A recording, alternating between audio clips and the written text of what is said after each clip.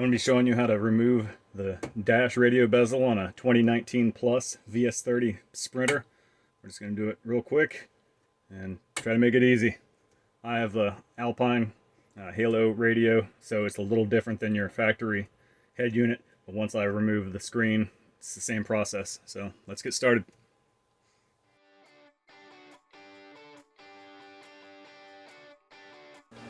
There are a couple of ways to remove the vents.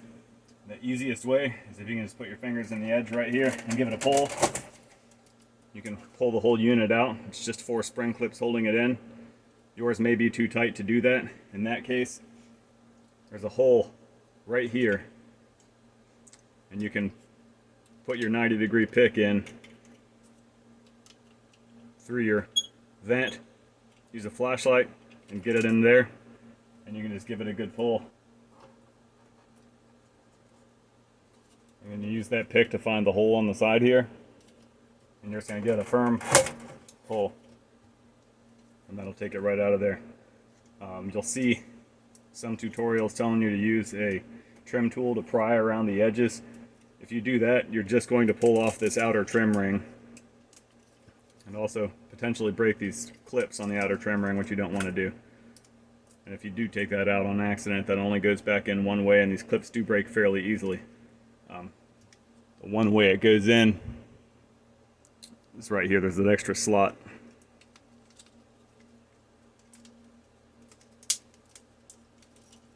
Anyway, make sure those are all locked. And that's all. There are some models of the Sprinter have 2 Torx T20, I believe, screws that are also attached in this bezel, so make sure your model doesn't have them behind the air vents before you. And maybe the multimedia version, the one that's got the screen.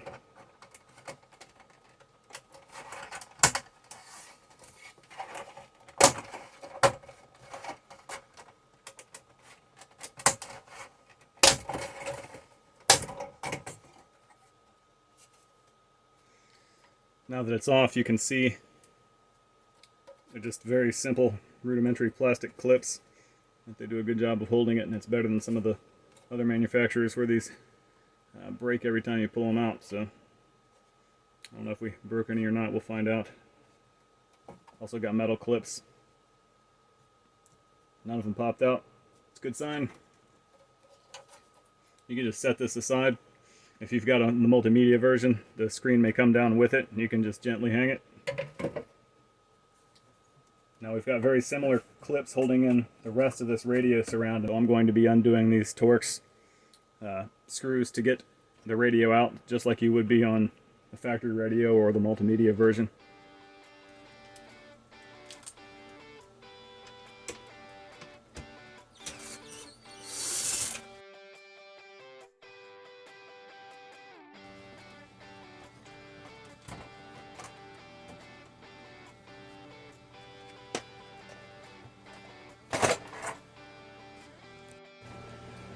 Alright, I've got my radio hanging loose now.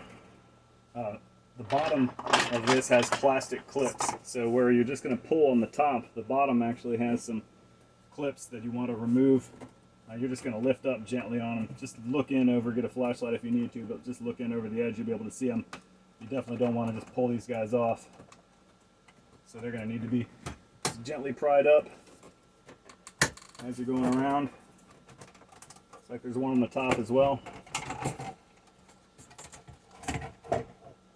And another one on the side.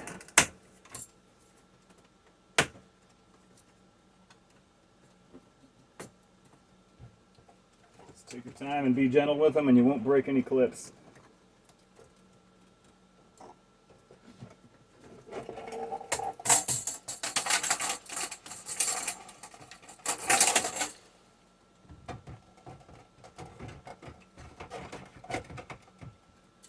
Great time to clean up wiring if you've got an aftermarket stereo, since the whole bezel's out.